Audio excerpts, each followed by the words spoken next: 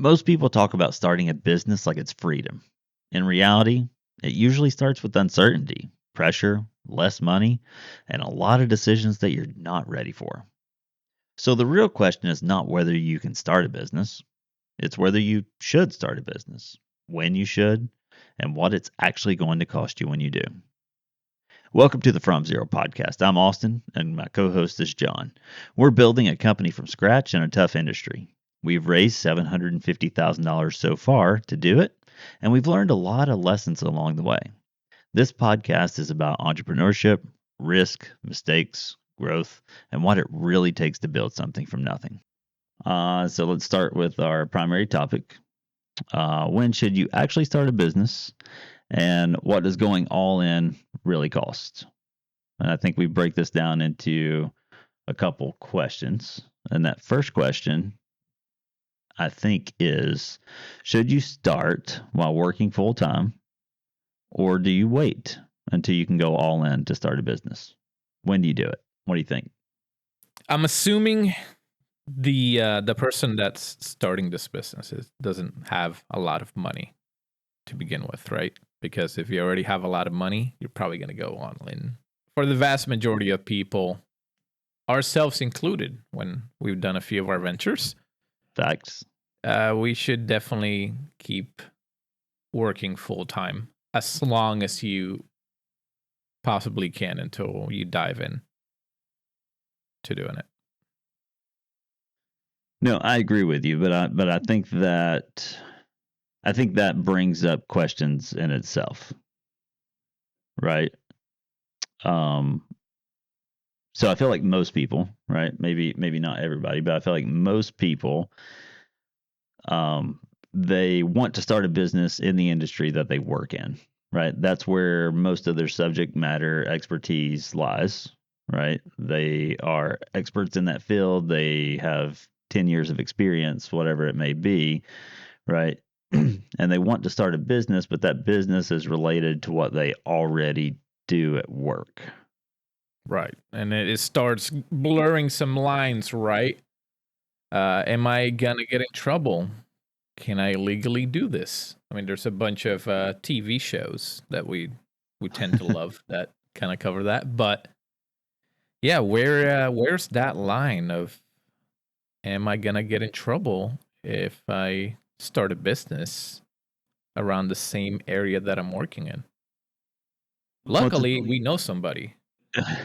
I mean, it's a tough question, right? We've been there, we've done that, and we've gotten in trouble for it.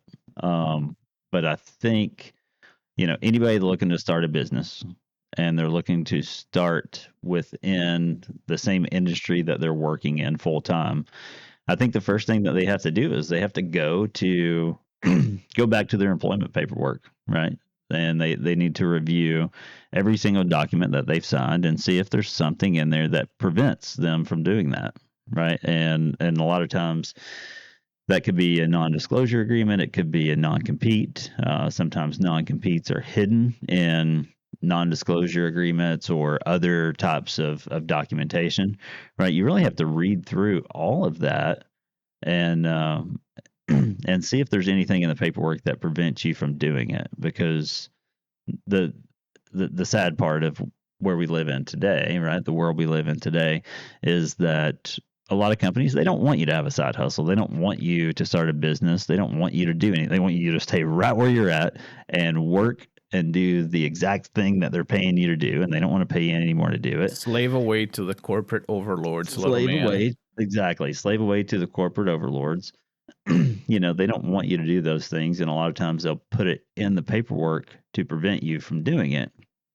And then the the downside to it is if you do go and start that thing, right, that business, and there is something in the paperwork that prevents you from doing it, now that employer has grounds to file a lawsuit against you. Yeah, and take all your hard work and all the time you've invested into it and just say, hey, that's ours. So how do you go about it? Well, first, I think there's one topic that 99% of people don't understand that I think we need to hit right now before we go anywhere else. And that is your LLCs, corporations, S Corp, stuff like that, right? The first thing everybody wants to do when they go to start a business or a side hustle or whatever it may be is to go get an LLC. And we can talk about this speaking from experience, but if you have an LLC and your previous employer or anybody files a lawsuit against you, right? And that corporation, you can't defend that corporation. You can't speak on behalf of that corporation, right? Like you are legally bound to hire an attorney. And they're expensive. And they're expensive, Very. right? You're talking you can rack up $100,000 in 3 months, which a typical lawsuit is going to take a year plus. All right, so your previous employer, they don't even have to do anything. They don't even have to try to win. All they have to do is file it and wait for you to go bankrupt. Or you don't hire an attorney, your corporation doesn't respond, and you lose by default, right? And that's the legal system. And a lot of people, most people that are forming corporations don't understand that, and they don't know that. So do you just not form a corp? What's the idea then? Well, I think it's a very individual decision, right? And it depends on your specific circumstances. I mean, so let's talk scenarios, right? If you want to start a business that's a side hustle that's related to the industry that you're working in full time, and you read back through your paperwork and you see that you do have a non-compete or something like that, right? And you know that you're taking this risk knowing that you might get sued, right? Can you afford an attorney? And if you can't afford an attorney and you want a chance to defend yourself alone, right? Maybe you don't incorporate at all, right? Maybe you operate under a sole proprietorship. So if you do get sued, the only person they can sue is you personally, which gives you a chance to be pro se and defend yourself. Right. And you can also open up the LLC not related to what you're doing, right? And kind of tuck away some of your stuff over there. Or am I in the wrong thinking there? No, I mean, you could have a separate LLC that, has your car, your house, other things, right? You could protect some assets to where if you were to get sued and lose, those assets could be protected, right? But that's more of a legal question, right? And we are not legal counsel. So we're not legal. We should put a big banner in the, right. in the top there. Not legal advice. Yeah, not legal advice. And I think it, we just have to go back to the original question, right? Should you start a side hustle if you have to work full time, right? And I think a lot of that goes into it depends. It depends on how big your risk is. It depends on what your paperwork says. It depends if your business would be in the same industry, right? If it's not in the same industry, maybe it doesn't matter, and you can start that business. And on the contract side, not all NDAs and non-competes are the same, right? A lot of the non-competes might just be like, hey, you're not allowed to contact the same vendors or customers that you've gathered through the company here, but it might not say anything about actually creating a company or competing product or anything of the sort, right? So you just really got to dive into that paperwork and kind of see how safe you are with it. Yeah, you have to, because there is no standard for what is in an NDA or non-compete. I mean, they can be written in any way that the corporation wants them written. And what state you're in too, right? Because it's state specific. I think in California, right, non-competes are illegal at the state level, right? So I'm pretty sure if you live and work in California, you likely don't have a non-compete. So let's say the legal part is covered, right? You're pretty sure you're not going to get into too much trouble by starting a business that's related to the job that you're currently in, should you keep working full time while you're building the business?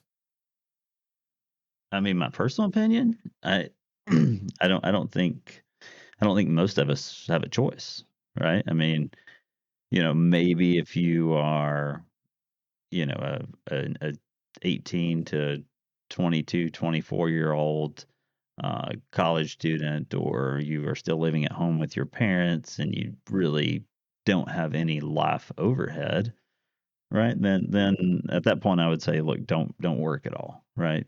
Quit your job, go at this full time, give it the best possible chance you can of success. Um, but sadly, that's not the reality for most of us, right? Most of us have, you know, husbands, wives, kids, mortgages, car payments. You have to eat, right? Like, um, going without income is just not feasible for most people. That's why, in my opinion, that the side hustle became as popular as it is, right? Because it's not what people want to do; it's what they have to do to have any chance of starting a business at all. Right. It takes a little while to hit that kind of critical mass that you need for your side hustle or business to sustain you. A lot of it is going to be at the beginning. It's just going to drain time and resources, right? Instead of providing money right off the bat. Of course, there's a few exceptions, There, especially in the yeah, e-commerce side. there are exceptions. There are exceptions, but I think for the most part, right, kind of what you see is initially you have to put money into the business, right? You have to you have to create things, right? Even simple stuff like websites, social media pages. You have to maybe buy a camera to take pictures, whatever your business is, right? You have to invest money into that. Setting up corporations, setting up bank accounts, doing all that paperwork and organization stuff. And then even once you start generating some revenue, right? You don't necessarily want to take the money out of that business immediately. You want to reinvest it into the business to try to grow the business, right? Because at the end of the day, that business does you no good, right? If you make $75,000 a year at your day job, that business makes no good unless it can pay you $75,000 a year and allows you to walk away from that day job. And it's also scalable because there's a lot of businesses that you're essentially they have such a low ceiling that you're just essentially buying yourself a job. Right. Which is fine for, I mean, some people that's all they want, right? Some people and I think that's where you have to really dive in and talk about like what are you starting? What's the goals behind it, right? Because there's a difference between, a startup and a small business, right? There's a difference between a small computer repair shop that, on its best year ever might gross $175,000 and pay you 75 or 80. There's a difference in that and a startup that's going to raise, 1, 3, 5, $20 million and try to grow to, a massive organization. And there's a lot of hidden cost, right? That's kind of associated with because even if that business grosses and you end up taking some money out, the 60, 75K a year, it's not going to provide you health insurance like your day job will, and that we've seen that can be very, very expensive to set up. So you're not going to have any of the big company benefits early on. Yeah, in most cases you're not, right? I mean, if you need to make $100,000 a year, right, you can look at an additional, 20% kind of on the low end for benefits that you would have to pay yourself, right? Health insurance, paid time off, all that kinds of stuff, right? So really your cost, right, especially once you start looking and adding in, all the payroll taxes, you have to pay the corporation side of um, FICA and all kinds of other stuff, right? It adds up. So, the cost to pay yourself $100,000 a year is really probably 125, 130, right? And that comes out of the net profit that the company makes, right? So if you want to have if your small business needs enough money to put money back into the business, right, you really need to gross, 3x that. So, you're talking a $400,000 a year business that you need to generate in revenue before you can. I mean, and that's you by yourself, right? That's no employees, that's no help, right? That's what you need to generate by yourself. So I think we're in agreement here. I'm in the same boat you are as far as keeping keeping that full time job as long as you can. Is any source of you have to kind of break it down on how valuable your time is down to the hour, and if working that day job you end up making more per hour that you're investing into the business until that is at least double. Try and keep it as long as you can. And also early on in at least from what we've seen, right? Early on in the businesses, the amount of hours that you throw into it don't necessarily correlate to the success of the business. So there's kind of different timelines that you just can't speed up if you're creating a product, if you're trying to gain extra followers, things like that. That it's really hard to speed up just by throwing more hours on it. You're better off keeping the day job as that kind of hits those timelines and then going from there. Yeah, I mean, you have to be you nailed it, right? You have to be patient. You need time to allow the business to develop and grow, whether it's on social media, whether it's marketing, whether it's really anything, right? Maybe you're fundraising, right? It takes time to, find those investors, to pitch your ideas, to have those technical conversations, to, get people comfortable enough, and then also set up correct structures and stuff to allow that money to start coming through, right? I mean, you're talking months, right? I mean, it's not, we're not saying you have to be patient for a couple of weeks. Like we're talking months or a year. Um, of just kind of you need time to allow you have to have time to allow things to happen. And, it's just part of it. So having that day job makes it easier. I We think especially now, at least if we're just talking over the last 10 years or so, especially now, it's a little bit easier to start a business now, I think, than there was in the past, especially with how many tools there's out there, right? There's like AI agents, AI tools, everything like that out there to kind of give you more bang for your buck on the amount of hours that you got to put into it. So you're gonna see a lot of people starting little side hustles everywhere, right? Yeah, I mean, I think so. I mean, we've seen it, right? I mean, AI has allowed us to iterate faster. It's allowed us to build and develop things that in the past we would have had to outsource. Right, it's saved us time, money. It's allowed us to keep headcounts lower, right? And I think that's probably true across a lot of industries, and I think we're gonna continue to see that happen, right? I mean, it wasn't that long ago that if you had a pretty complex idea for a website, maybe it's a small startup social media platform, right? That would have cost you at minimum 60,000 $60,000 to outsource to a developer to actually build even the minimum viable product for that. And today, you could vibe code it in all reality. I'm not going to get into vibe coding and the security and all the stuff that goes behind, launching a website that has people's, information and payment systems and all the other stuff. But in theory, you could do it. Even if it was just a minimum viable product that you didn't launch, but you use to raise money with. You could absolutely do it, right? So you're saving time and money and putting yourself in a position to where maybe you can go out and raise $1 million based on your idea. Yeah. So let's kind of keep going with the scenario, right? You started your business, it's doing decently, it's growing, you're still keeping your day job, right? Working your 9 to 5 or whatever.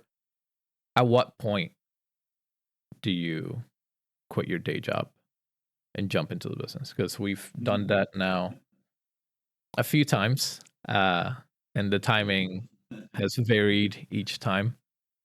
So, what are your thoughts there? I mean, My personal opinion, I think you hit one of two roadblocks, regardless of the business, regardless of the scenario, regardless of anything else. I think there's one of two things that you hit, and you walk away whenever one or the other happens, not both ever, I don't think.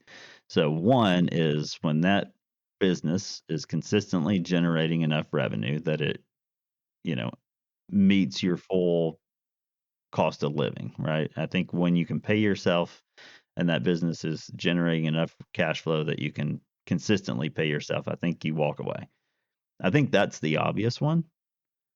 And then the second one I think is less obvious. I think at some point, if you have a side hustle or a business in the same industry that you're working in, you're eventually going to run into a conflict of interest, right? You're gonna hit a point to where you either have to lay down the business or you have to lay down the day job because of the conflict that has been created.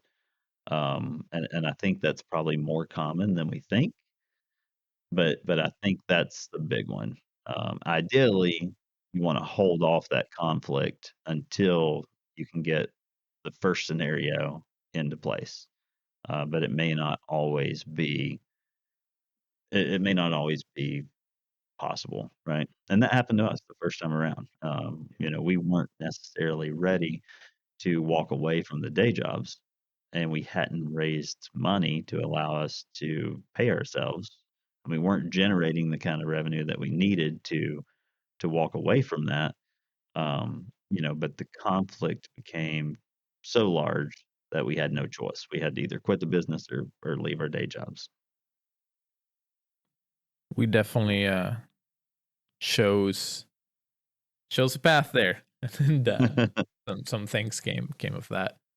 But I think that the second time around, it was a little clearer, right? Because it doesn't necessarily have to be that the company's generating money, right? It can be that the company's at a spot that you can raise money. Right. The company's at a spot that's mature enough that you're pretty confident that it will take off. You might be wrong, but everything's a gamble when it comes to creating a business, and you're the most vulnerable right at the beginning to begin with. So I mean, how many times have we said it? Risk it for the biscuit, yeah, right? you got to risk it for the biscuit. The I think the additional part of it is if you are in your specific job field, if you are decent enough at it, if you're a professional at it, and you have a good network of folks, you just have to think about it. What's the worst case scenario? And if the worst case scenario is you have to go look for a job again, realistically, how easy it is for you to get back to that step, making the same amount of money as you did before you quit that job. And that varies a lot from profession to profession. For some professions, it's really easy. For other ones, like, hey, I've been in this company for like 15 years. I've gotten promoted a whole bunch of times. I don't think I'll be able to quite jump into another one at the same spot. Those are things you got to think and consider before making that jump. Yeah, it really varies on how quickly, if everything goes to shit, right? How quickly can you get back to a job making the same amount of money, or realistically something close to it? And Yeah, it varies a lot, and the economy has a lot to do with it. Your job profession has a lot to do with it. So it does. And I think we've talked about this a couple different times, right? And it's, you analyze the worst case scenario of the action that you're taking, and if you can live with the result of that worst case scenario, then you do it, right? And if that worst case scenario exceeds your risk threshold, then maybe you take a step back. now, should you bootstrap it or get somebody to give you some monies to start a business? Ooh, I mean, it's a good question. Um, if you bootstrap it, you get to keep a lot more equity or all the equity. Um, but raising money,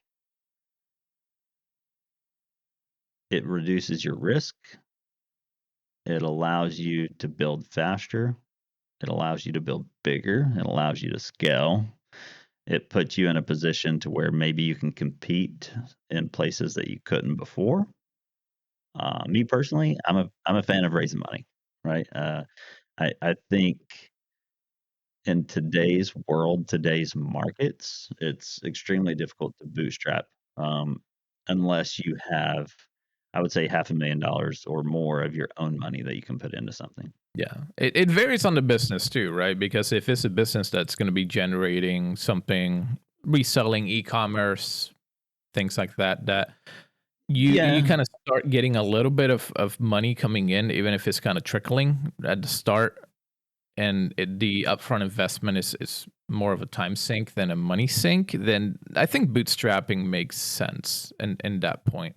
I mean, I think in that scenario, you don't have a choice but to bootstrap, right? Like you're probably not going to find any investor that's willing to put money into, you buying tennis shoes off of Alibaba and selling them on Amazon, Yeah. right? Like if you're in the e-commerce industry, if you're in the drop shipping, if you're in web design or any kind of service-based industry for the most part, right? Like you're probably bootstrapping, right? And that's kind of goes back to the difference in the definition of a small business and a startup, right? In my opinion, a startup is a business that you are building to grow into something bigger than yourself, and a small business is something that you just own, right? And I think you have to differentiate the two, because I think there's a lot of small businesses that you could never raise money with. No, and like we mentioned earlier, it's kind of that ceiling, right? A quick example: you're a guy that's doing lawn care. Now, there's exceptions to everything, and there's some kind of multinational lawn care businesses that are huge. But for the most part, a guy that's working lawn care and then he quits that job to get his own customers. You are investing your hours into money that's getting paid. It's kind of really hard to scale that. Uh, Right. you're gonna have to basically hire a person to do extra hours and things as such. But if you're creating a product, a service, Yeah, it's a and little different. in that example, right, there is a scenario that, you franchise that organization. Maybe you've got two, three, or four franchise locations, that you've set up, and you're ready to go national. Right now, you've taken something that really wasn't investable and made it investable. Right, and I think that's kind of And what you you can have do to that with look at. almost anything, really. Yeah, It's just a little harder to do on some areas than others. right. And I mean, like there are some business concepts that you can raise money with just an idea. There's some that you can raise with a minimum viable product, and then there's others that, like this one, would only become investable once had a very proven uh, business model. Yeah, and we will into Deep deep dive. dive into what business we're currently doing. Probably in another episode. We'll let the tension build. We'll let it simmer. Right. Get Yeah, we the can do get that. the crock pot all baking before we kind of talk a little bit about what we're building right now. Right. So with that, right, with the bootstrapping versus raising money, how do you even go about raising money? Ooh, it's a good question. It's a It's hard it's it's question, it's hard, right? right? I mean, The resources online are kind of all over the place. Do you take out a loan? Do you go to the bank? Is it like a 80s movie and you get in front of a banker? You're like, Bob, I'm gonna start an ice cream shop. And like this is the flavors, the new flavor I created, right? Or you show up there with the t-shirt you designed. How do you get that first little bit of money? I mean, I would say you never take out a loan. We're playing roulette, right? We're at the casino. You could put it on red, you could put it on black, or you could put it on 21, right? And most businesses fail, Mhm. and it's just the reality of the industry that we're in. It's a high risk business, high risk, high reward. Um, and you don't want to take that risk by yourself. And if you go take a loan, you're all out there all by yourself. And when that business does not make it, I mean, you're paying on that failure for years and years and years to come, Yeah. right? So I would say never take out a loan. Um, most VCs and organizations probably aren't going to really be interested in you until you at least have a minimum viable product. You've shown some sort of market traction, right? Like you've kind of got to get there, which also takes money. Um, the best way that I've found and the best way that we've seen to at least initially get started is by raising through private equity, right? You find a contact, somebody that knows people that have money, that believe in you, that believe in the product, or, whatever, that are willing to individually put money in, Yeah. right? Angel investors, right? Right, yeah. I mean, I think that's the technical Yeah, term the for the sure. guys Yeah. coming in to kind of save the day. The thing though that I've seen is when they're investing that early, they're really not investing in the product or the idea as much as the person. Right. I mean, I think you have to have I think the product or idea has to at least seem and feel possible, Hmm. right? Like you can't be trying to build some futuristic thing that has never existed that nobody's going to believe that you can build, right? I think you have to be within a certain reality, but outside of that, you're right. Like they're not necessarily, investing in the product. They're investing in you.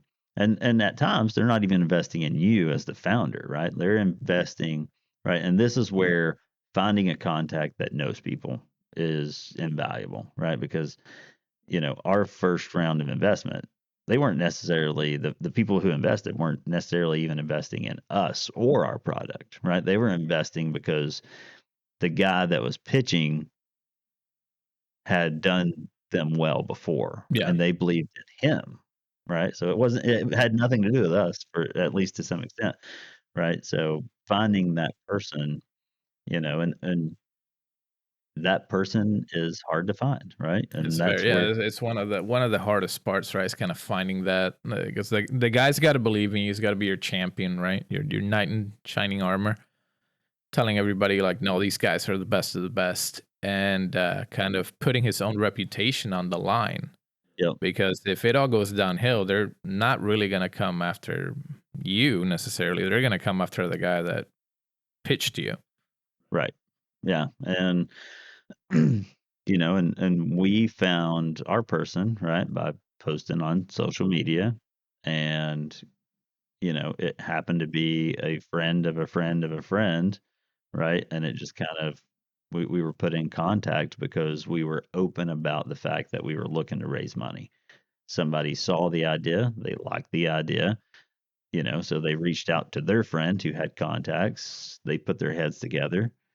They came down for a visit, and that's kind of how it went, right? And I think the only way to get there, if you've never done it, is to either find somebody that has already done it and already has a guy, right? Or you put yourself out there online on social media, and fingers crossed and hope you find the guy. Yeah, I mean, start with the close circle and kind of move out from there. What was it? You had shown me that article that you're only like what 5-6 people away from anybody in the world. Yeah, it's what's the concept called? 6 degrees of Yeah, separation, right? So in theory, you are only 6 degrees away from any person in the world, right? And that means somebody that knows you, that knows this person, that knows that person, that knows that person can put you in contact with Donald Trump, right? 6 degrees of separation. And theoretically, you could be shaking hands with anybody in the world, right? And when you put it that way, the world seems small, especially now, right? right? We have the interwebs. we have We do. access to tech that it's a lot easier to reach people. People keep forgetting how even a small post, right, that gets 100 views just 40, 50 years ago, it didn't even know 100 people, and now you could get your stuff in front of 100 of them. So it's kind of mind-boggling. It's just kind of it's downplayed now, right? Because you see the guy that's gone viral and's got 10 million views. And you're like, wow, I'm never gonna get there. But you might not necessarily need to in the startup world. If you just that one person needs to see it and then send it to their friends, like, hey, this looks pretty interesting, and eventually you get a small talk, and that's your first, 50K towards the company. Yeah, I mean, I think you know, the thing that everybody has to do is just take that first step, right? Whatever your idea is, you have to put it down on paper, you have to document it, and you have to outline it to where you can show it to somebody else and explain what it is in a short period of time, and have somebody that has no idea what your vision looks like at least have some understanding, right? But most people never even get to that point, right? Let alone building something. Most people, they talk about starting a business and they dream about starting a business, but very few people take the first step to even write down their idea. Yeah, outline it. You have to be able to present it in a way to where somebody, especially when it's, I mean, we have experience with this when it's something that's super niche in a tech heavy field. You try to talk to most people about it, they're like just glazing, right? Like, Right. yeah, wait, what are you talking about? So when you kind of take that time and go over it step by step and kind of show it. I think you got to be enthusiastic about it, right? If you don't think your idea is like the best of the best, and like, no, my shit's number one, it's gonna be number one. If you don't believe in it, like who's going to believe in it, right? You have to be Right. your own cheerleader at the beginning for sure. Yeah, you do, because I mean, most people are going to think what you're doing is stupid, Oh yeah, right? And even the people that, say that they think it's a really good idea, a lot of them are just being nice, right? That like they're a lot of people will say, yes, that's a great idea, but they will never actually buy it from you or sign up for your service or even like what you're, posting about on social media. Like people don't do it. no, they don't. Uh, And I think you got to be. I mean, it kind of goes on to this kind of rails perfectly into the next question is like, what is it building a business? Does it really cost, like financially, mentally, and personally? Because at least for me and you, we've seen when we got this idea in our head, right? And it's like back in the movie in like Inception or something like that, right? You are obsessed with the idea, like to the point that that's all you're talking about, right? We're sending texts to each other at like 11 p.m. like, yo, but we could do this with it, right? And it spans more and more ideas, and you just kind of that's it completely overtakes your free time, your mind space, everything. You're watching a TV show, and all you're thinking about is the idea of this business. And I think that's kind of the first step on when you should actually start the business. Like, okay, I can't get this out of my head. I am obsessed. I think this is gonna work. yeah, yeah, no, and you're right. Um, to kind of answer that question, right? When I think about what it costs financially to start a business, I don't think about, what it costs to build the thing that we're trying to build. I don't, right? Because we can raise money for that. Um, and in most cases we have to raise money for that because it costs more to do that thing than we could afford. Um, I also don't think about like startup cost as in, building a website, having a logo design, starting corporations, right? Because we're talking, hundreds or a couple $1,000, right? When I think about what it costs financially to start a business is the potential loss in, you know, salary, right? Because kind of like we had talked about before, there will come a point in time that you have to walk away from your day job, whether you're ready or not. And if you're not, right, you're talking, it could cost you hundreds of thousands of dollars. right? Because now you are no longer getting paid. You don't have a paycheck. You don't have health insurance. You no longer have paid time off, right? Your crutch is gone.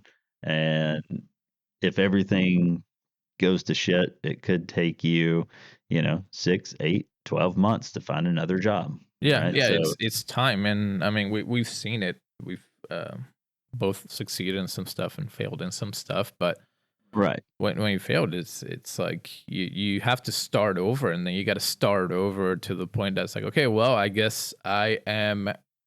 You got to. This is what came up. I guess I am moving to the boonies, or I'm moving to the right, middle of LA to be yep, able to kind of maintain the lifestyle, or even survive, right? right.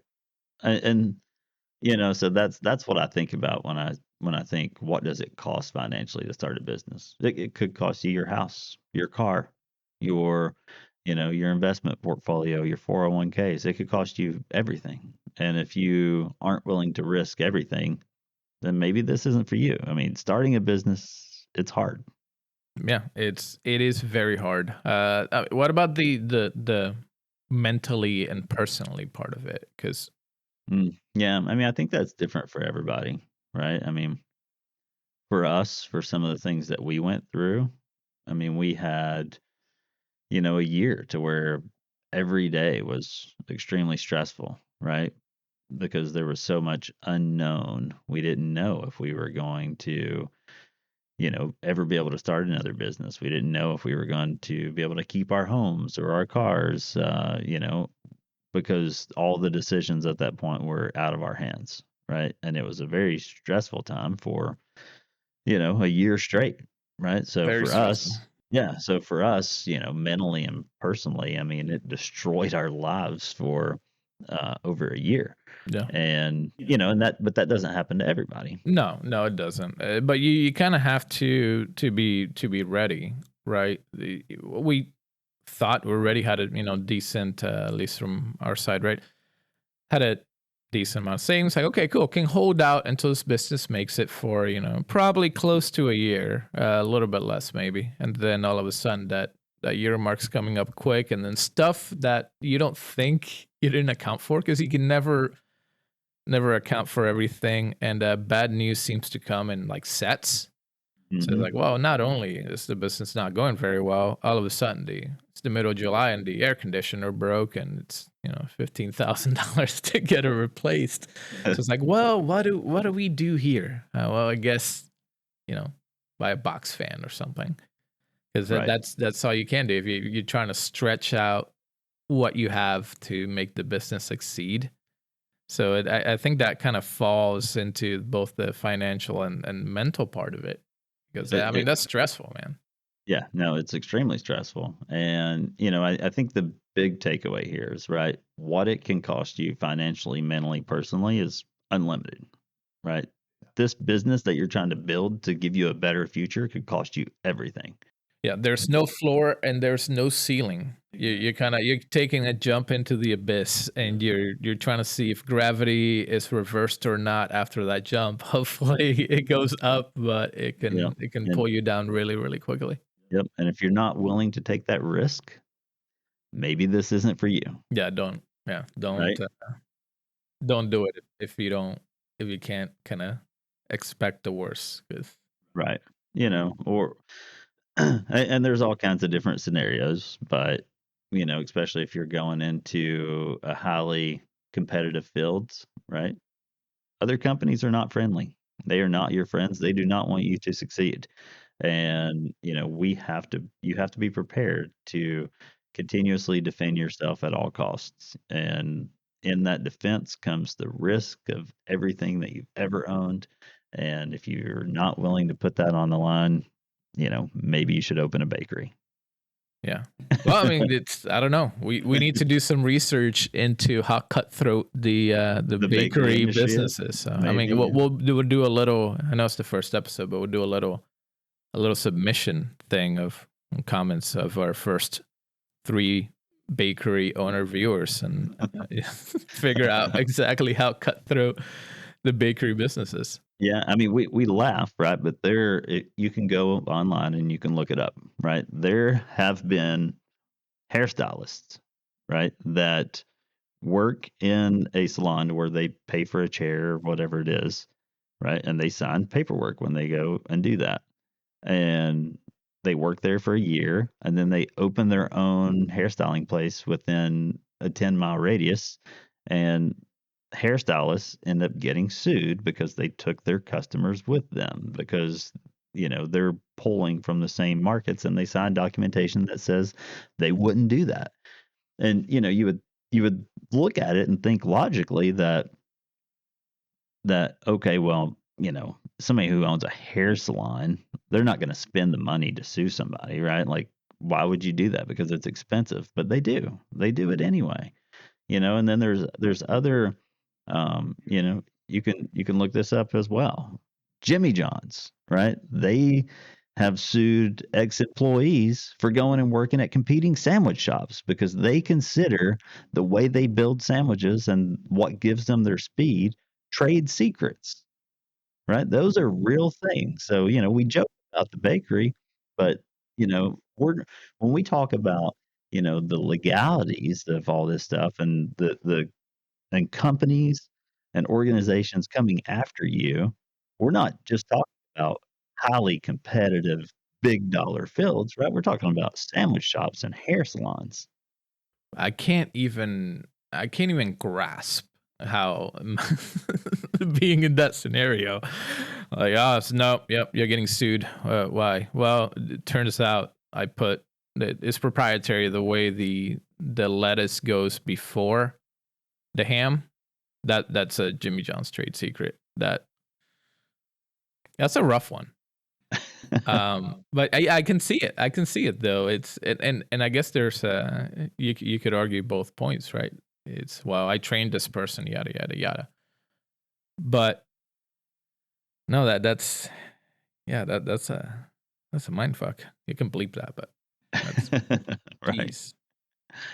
Well, okay. What about the kind of getting back on track here? The bakery derailed us a little bit.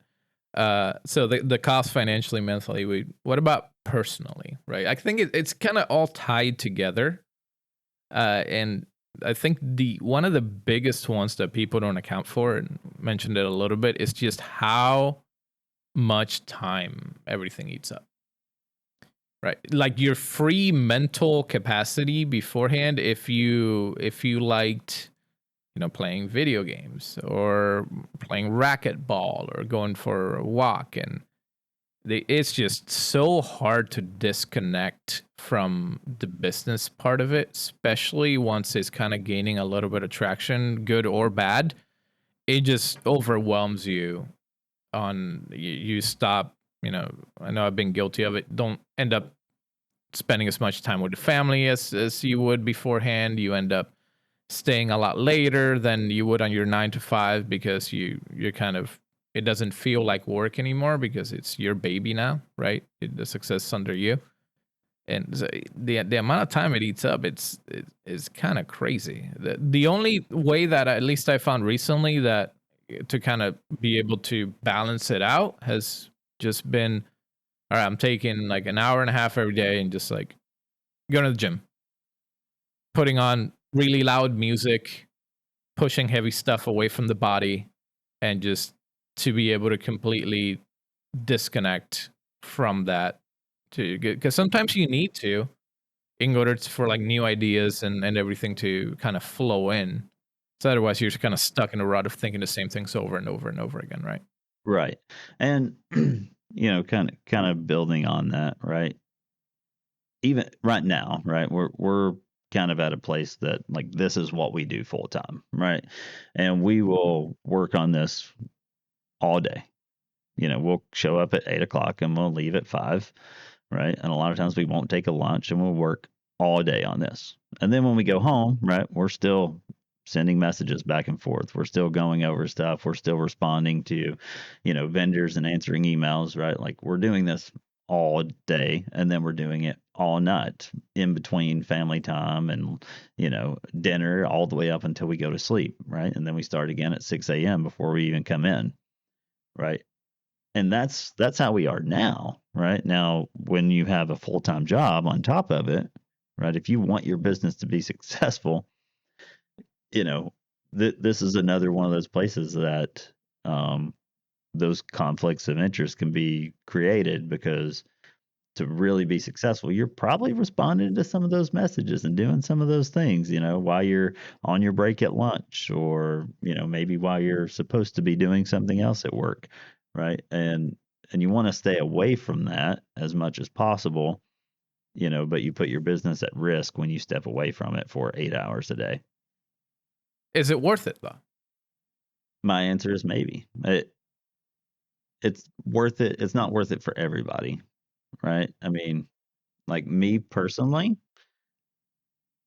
the way my mind works, I have no option but to do this, but to do something, but to build something, right?